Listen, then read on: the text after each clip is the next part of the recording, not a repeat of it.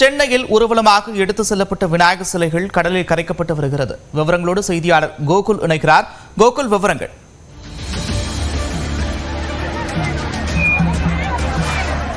சென்னையில் விநாயகர் சதுர்த்தி விழாவிற்காக வழிபாடு செய்யப்பட்ட விநாயகர் சிலைகள் தற்பொழுது ஊர்வலமாக எடுத்து வரப்பட்டு கடலில் காலை முதலே கரைக்கப்பட்டு வரக்கூடிய காட்சிகளை பார்க்கிறோம். மேலதாளம் முழங்க ஆட்டம் பாட்டத்தோடு விநாயகர் சிலைகளை வைத்து வழிபட்டவர்கள் தற்பொழுது விநாயகர் சிலைகளை பலத்த பாதுகாப்போடு ஊர்வலமாக எடுத்து வந்து கடலில் கரைப்பதற்காக வந்து கடலில் கரைக்கப்படுவதற்கான ஏற்பாடுகளை கடலில் கரைக்கக்கூடிய நேரலையில பார்த்துக்கிட்டு இருக்கோம்.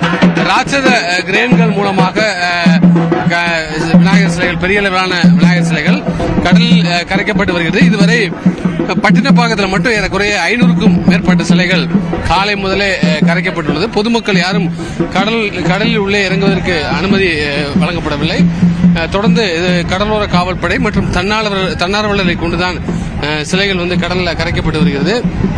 இதுவரை சென்னையில் வந்து பட்டினப்பாக்கம், நீலாங்கரை, திருவொற்றியூர், காசிமேடு உள்ளிட்ட 4 கடற்கரை பகுதிகளில் இன்று 17 வழித்தடத்தில் இந்த விநாயகர் சிலை ஊர்வலத்திற்கு அனுமதி வழங்கப்பட்டு சிலைகள் கரைக்கப்பட்டு வருகிறது. காலை முதலே பட்டினப்பாக்கத்தில் ஏறக்குறைய 500க்கும் மேற்பட்ட சிலைகள் இதுவரை கரைக்கப்பட்டிருக்கிறது.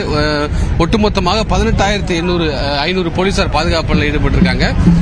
விநாயகர் சிலை வரக்கூடிய இடங்களில் எந்தவித ஒரு அசம்பாவித சம்பவங்களும் நடைபெறாமல் இருப்பதற்கு பதற்றமான இடங்களில் கூடுதல் பாதுகாப்பானது வழங்கப்பட்டிருக்கிறது. அதே போல இன்று மாலை நேரத்தில் விநாயகர் சிலைகள் அதிக அளவில் சிலைகள் ஊர்வலமாக எடுத்து வருவதற்கு வாய்ப்பு இருப்பதால் விநாயகர் சிலை ஊர்வலத்தை அடுத்து இருக்கக்கூடிய போக்குவரத்து நெரிசலை கட்டுப்படுத்துவதற்காக சில பகுதியில் போக்குவரத்து மாற்றம் செய்யப்பட்டு போக்குவரத்து போலீசார் போக்குவரத்தை சரி செய்யக்கூடிய பணியிலேயே தொடர்ந்து ஈடுபட்டு வராங்க. நன்றி கோகுல், விரிவான விவரங்களுக்கு.